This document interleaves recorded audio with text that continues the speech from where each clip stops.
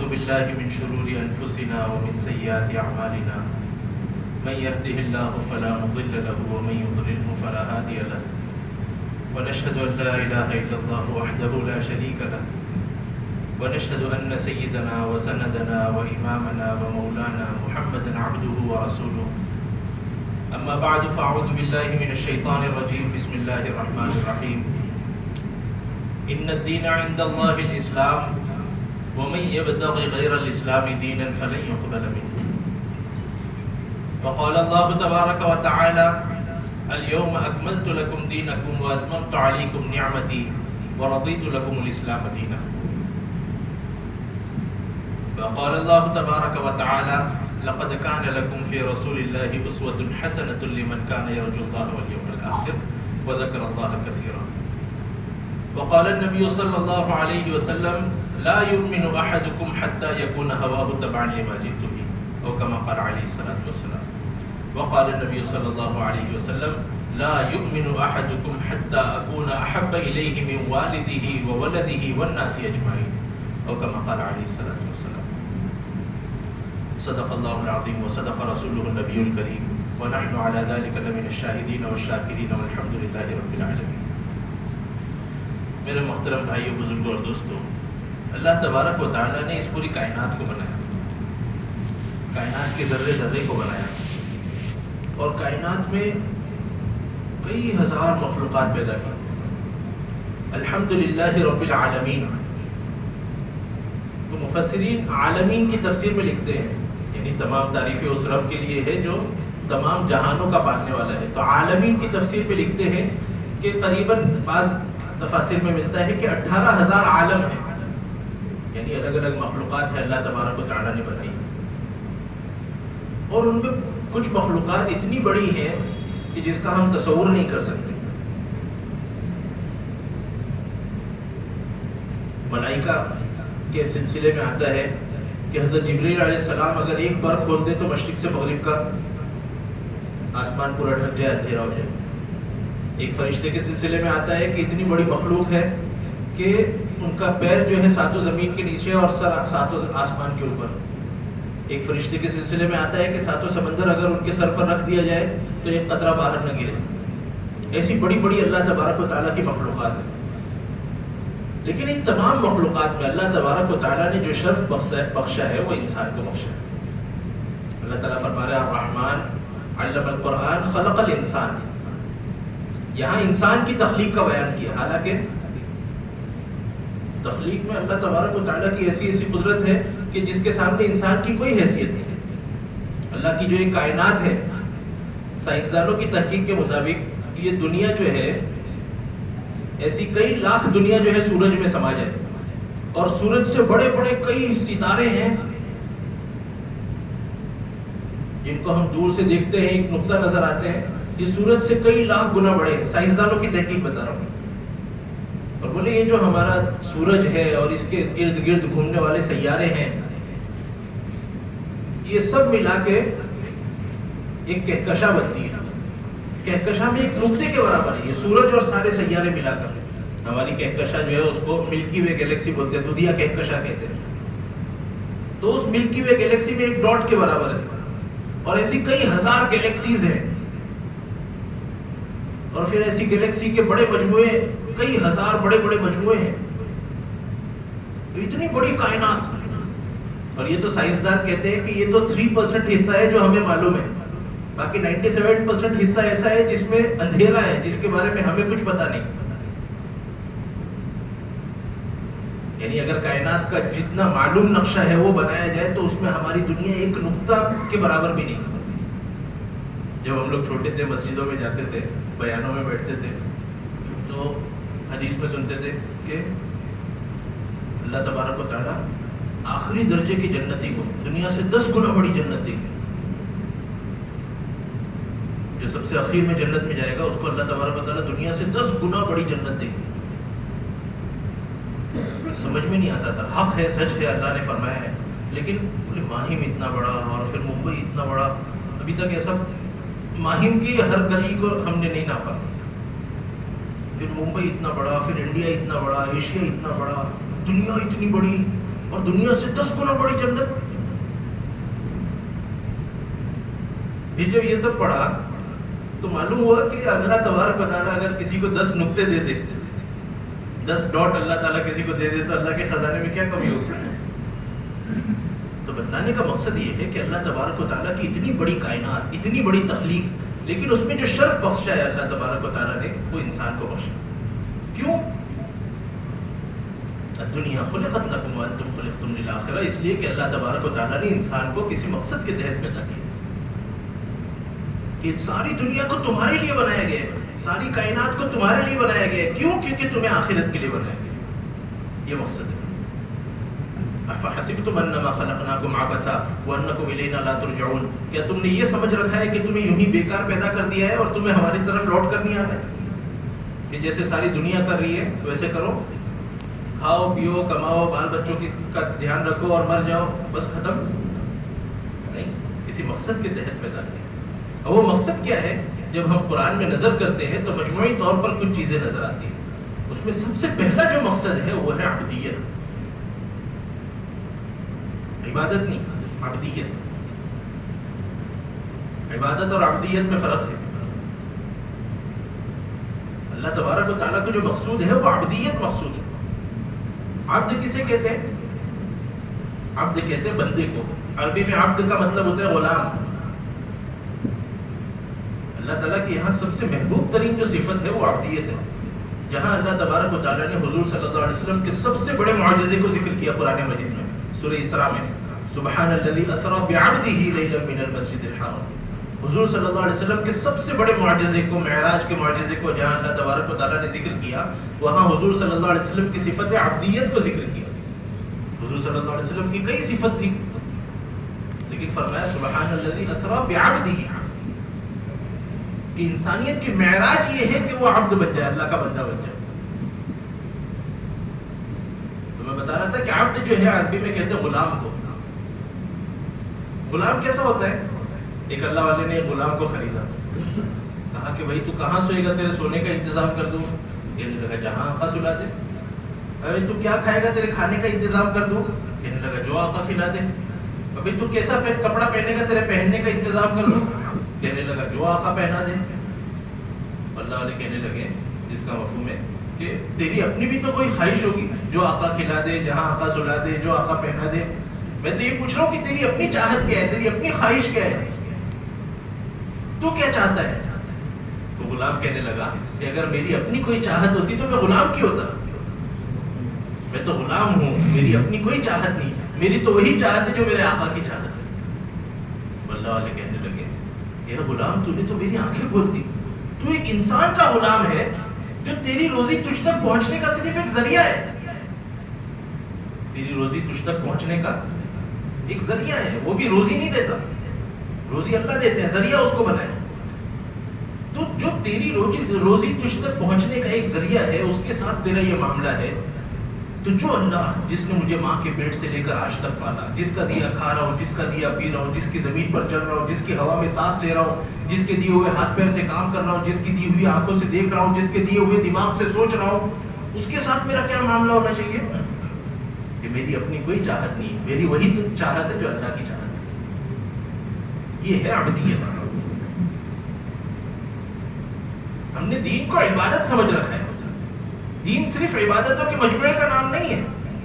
دین صبح اٹھنے سے لے کر رات کے سونے تک, اور سونے کی حالت میں بھی اللہ کے احکام کس طرح سے پورے ہو جائے, اس کا نام ہے. ہمارا سر کے بالوں سے لے کر پاؤں کے ناخن تک, اور صبح اٹھنے سے لے کر رات کے سونے تک کے سارے اعمال اور سارے معمولات کس طرح سے اللہ کے حکم اور نبی کے طریقے پر آ جائے, یہ دین ہے. یہ اصل عبادت ہے اور یہ اصل عبدیت ہے.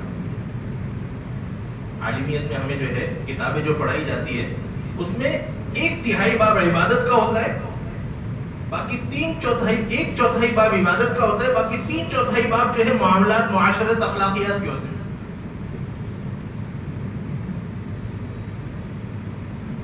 فقہ کا ایک بڑا حصہ جو ہے وہ روزمرہ کی زندگی سے متعلق ہے. اس لیے میں نے خطبے میں ایک آیت پڑھی, ان الدین عند اللہ الاسلام. دین کسے کہتے ہیں؟ عربی میں دین کہتے ہیں طریقے کو, کہ اللہ تبارک و تعالیٰ کے یہاں زندگی گزارنے کا طریقہ اسلام ہے. اسلام کسی مذہب کا نام نہیں ہے، اسلام ایک زندگی گزارنے کے طریقے کا نام ہے.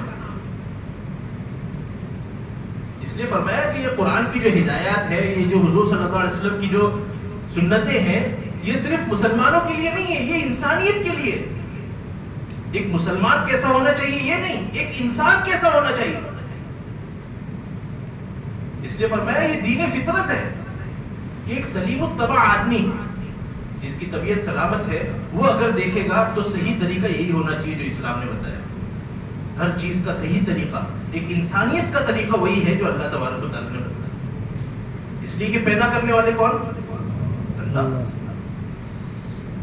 جو پیدا کرنے والا ہے، جیسے ابھی یہ اے سی ہے، یہ اے سی جو ہے کمپنی سے آتا ہے تو اس کے ساتھ ایک چھوٹی سی بکلیٹ آتی ہے، مینول آتی ہے کہ بھائی اس کو اس طرح سے استعمال کرنا ہے.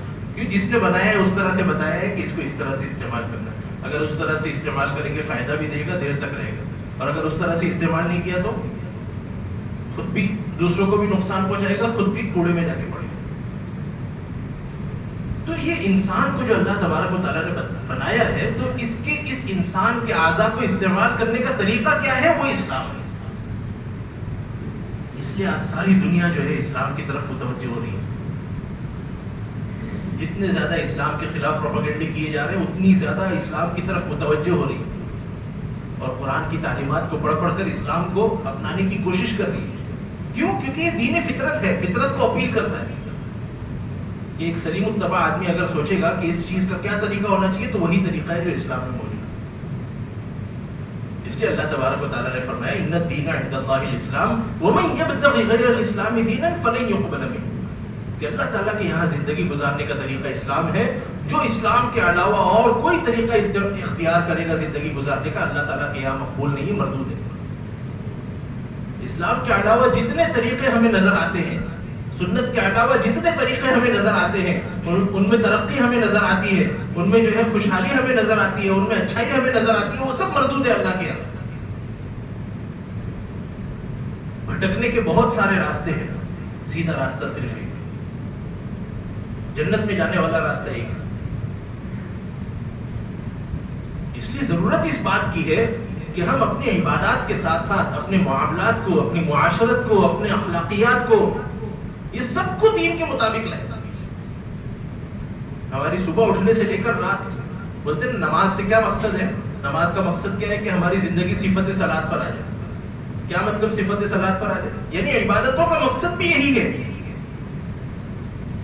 کہ جس طرح ہم نماز کے اندر اللہ کے حکم اور نبی کے طریقے کے پابند ہوتے ہیں، اس طرح نماز کے علاوہ کی زندگی میں بھی اللہ کے حکم اور نبی کے طریقے کے پابند ہو جائیں. جس طرح ہم رمضان المبارک میں روزہ رکھتے ہیں، اللہ کے حکم کی وجہ سے حلال چیزوں سے رک جاتے ہیں، تو رمضان کے علاوہ میں اللہ کے حکم کی وجہ سے حرام چیزوں سے رک جاتے ہیں. تو عبادتوں کا مقصد بھی یہی ہے کہ آدمی کی پوری زندگی اسلام پر آ جائے. اس لیے فرمایا یا ایھا الذین آمنوا ادخلوا فی السلم کافہ، اے ایمان والو پورے اسلام میں داخل ہو جاؤ. ایسا نہیں کہ عبادت تو نبی کے طریقے پر اور شادی بیاہ غیروں کے طریقے پر، بولے حج تو نبی کے طریقے پر اور تجارت بولے غیروں کے طریقے پر. بولے بچہ پیدا ہوگا تو اس کے کان میں اذان بھی دیں گے، ختنہ بھی کریں گے، عقیقہ بھی کریں گے، اور باپ مر گیا تو اس کی وراثت اپنے اعتبار سے تقسیم کریں گے.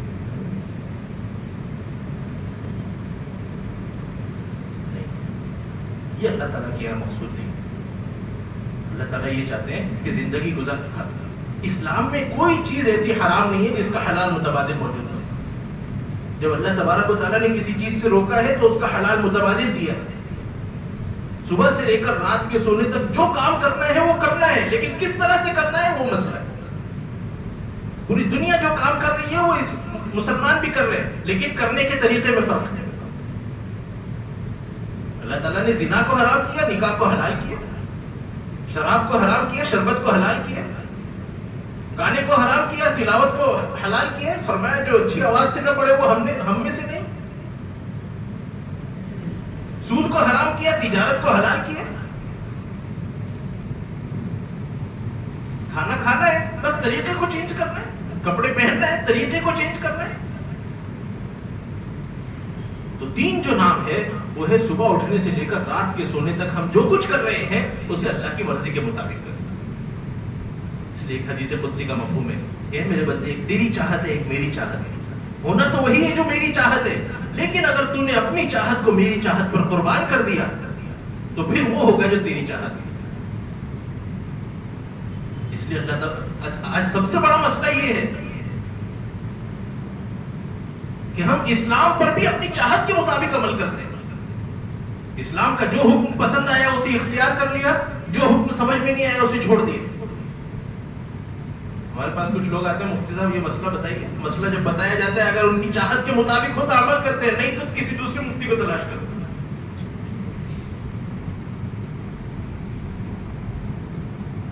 اللہ تعالیٰ قرآن مجید میں فرما رہا ہے افرأیت من اتخذ الہہ ہوا, اے نبی جی کیا آپ نے اس شخص کو دیکھا ہے جو اپنی نفسانی خواہشات کو اپنا خدا بنا کے رکھا ہے؟ کہ اگر اللہ کہیں گے تو نہیں کرتا, نفس چاہے گا تو کرتا ہے. جب مدرسے میں پڑھ رہے تھے تو ہمارے استاد نے ایک بات کہی, مجھے وہ بات پہلے سمجھ میں نہیں آئی, پھر جب اس کی تفسیر کی تو سمجھ میں آیا.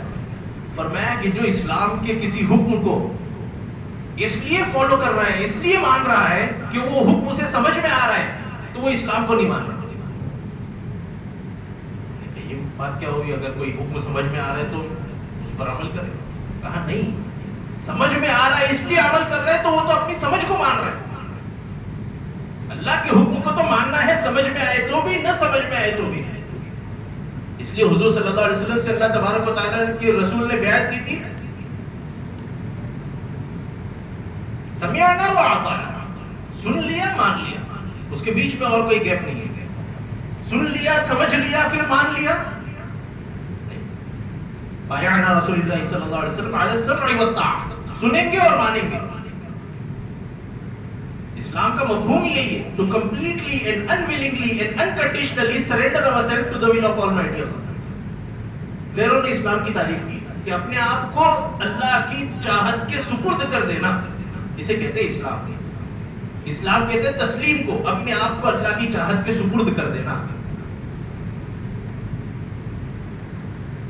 اس لیے ایک حدیث مبارکہ حضور صلی اللہ علیہ وسلم نے فرمائی الدنیا سجن المؤمن و جنت الکافر, کہ دنیا جو ہے مومن کے لیے قید خانہ ہے اور کافر کے لیے جنت ہے.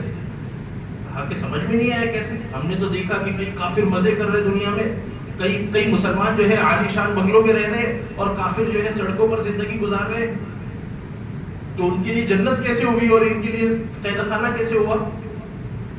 کہا کہ اس کا مفہوم یہ ہے کہ مسلمان جس حالت میں بھی ہے, قید خانے میں کیا ہوتا ہے کہ جیلر نے جو کہہ دیا وہ کرنا ہے, جب کہہ دیا جب کھانا ہے, جب کہہ دیا جب سونا ہے, جو کپڑا دیا وہ پہننا ہے, جہاں کہہ دیا وہاں رہنا ہے. اور جنت میں کیا ہے, اپنی چاہت ہے. تو اس دنیا میں مسلمان جس نے اسلام کو قبول کر لیا وہ قید خانے میں ہے, یعنی جس حالت میں بھی ہے اللہ کی چاہت کا غلام ہے. جس حالت میں بھی ہے, چاہے وہ امیر ہو, چاہے وہ غریب ہو, چاہے وہ جوان ہو, چاہے وہ بوڑھا ہو, چاہے وہ صحت مند ہو, چاہے وہ بیمار ہو, چاہے وہ باپ ہو, چاہے وہ بیٹا ہو, جس حالت میں بھی ہے اس حالت میں اللہ کی مرضی کا غلام ہے. اور کافر جس حالت میں بھی ہے وہ اپنی مرضی کا محتاج ہے, وہ اپنی مرضی کا مختار ہے کہ وہ جو چاہے وہ کرے. مسلمان کو اجازت نہیں ہے کہ جو چاہے کرے, اس کے لیے جنت ہے, وہاں اللہ تبارک و تعالیٰ فل اجازت دے گی, جو چاہے وہ کرے, وہاں کسی چیز کی روک ٹوک نہیں. لیکن اس 50-60 سال کی زندگی میں وہ کرنا پڑے گا جو اللہ چاہتا ہے. اس لیے میرے بھائی بزرگ, اور اللہ کیا چاہتے ہیں؟ محمد رسول اللہ. اللہ کی چاہت کیا ہے؟ حضور صلی اللہ علیہ وسلم کا طریقہ. اس لیے کوشش اس بات کی کرنا ہے کہ ہم اپنی پوری زندگی کو ٹٹولیں, صبح سے لے کر رات تک کے اعمال کو ٹٹولیں کہ کتنا میرے نبی کے سنت طریقے کے مطابق ہے, کتنا میرے نبی کے سنت طریقے سے ہٹ کر. اسوہ فرمایا اللہ تعالیٰ نے کہ تمہارے لیے آئیڈل, تمہارے لیے سیمپل, تمہارے لیے ایگزامپل جو ہے وہ حضور صلی اللہ علیہ وسلم کی زندگی ہے. جتنی زندگی, جس کی زندگی حضور صلی اللہ علیہ وسلم کی زندگی سے جتنی میچ ہوگی اتنی اللہ تعالیٰ کے یہاں مقبول ہوگی, اور جتنی دور ہوگی اتنی اللہ تعالیٰ کے یہاں مردود ہوگی. اس لیے کوشش یہ کرنا ہے کہ صبح اٹھنے سے لے کر رات کے سونے تک اپنے سارے اعمال کا جائزہ لینا ہے. اپنے معاملات کا جائزہ لینا ہے، اپنے اخلاق کا جائزہ لینا ہے، اپنے لین دین کا جائزہ لینا ہے، اپنے اٹھنے بیٹھنے کا، اپنے چہرے کا، اپنے لباس کا، اپنے رہن سہن کا، اپنی شادی بیاہ کا، اپنی موت میت کا، اپنی تجارت کا، یہ ساری چیزوں کا جائزہ لینا ہے کہ کتنی چیزیں اللہ کی چاہت کے مطابق ہے اور کتنی چیزیں اللہ کی چاہت کے خلاف ہے۔ جب تک غور و فکر نہیں کریں گے، جب تک بیٹھ کے سوچیں گے نہیں، اس وقت تک میں تو مسلمان ہوں، میرے لیے ہی جنت بنی ہے۔ اس لیے انشاءاللہ کوشش کریں گے سب کہ زندگی گزارنی ہے اللہ کی چاہت کے مطابق، اور اللہ کی چاہت یعنی حضور صلی اللہ علیہ وسلم کی سنت کے مطابق اپنے ہر اعمال کو ٹٹولیں، اپنے ہر عمل میں جا جا کے علماء اکرام سے پوچھیں کہ میں یہ کام کرنا چاہ رہا ہوں، اس میں اللہ کا حکم کیا ہے، نبی کا سنت طریقہ کیا ہے، میرے گھر میں شادی بھی ہے، اس میں اللہ کا حکم کیا ہے، نبی کا سنت طریقہ کیا ہے، میرے والد کا انتقال ہو گیا اور وراثت کی تقسیم میں اللہ کا حکم کیا ہے، نبی کا سنت طریقہ کیا ہے، میں یہ تجارت میں انویسٹ کرنا چاہ رہا ہوں، اس میں اللہ کا حکم کیا ہے، نبی کا سنت طریقہ کیا ہے۔ ہر چیز میں آدمی کو یہ فکر لگی رہے کہ میں یہ جو کام کر رہا ہوں وہ اللہ کی چاہت اور نبی کے حکم کے مطابق ہو رہا ہے یا نہیں ہو رہا ہے، ہر وقت یہ فکر لگی رہے۔ سب کریں گے انشاءاللہ۔ اللہ تبارک و تعالیٰ کہنے سننے سے زیادہ عمل کی توفیق نصیب فرمائے، اللہ کے احکام کو اور نبی صلی اللہ علیہ وسلم کی سنت طریقوں کو اپنی زندگی میں جگہ دینے کی توفیق نصیب فرمائے۔ وآخر دعوانا الحمد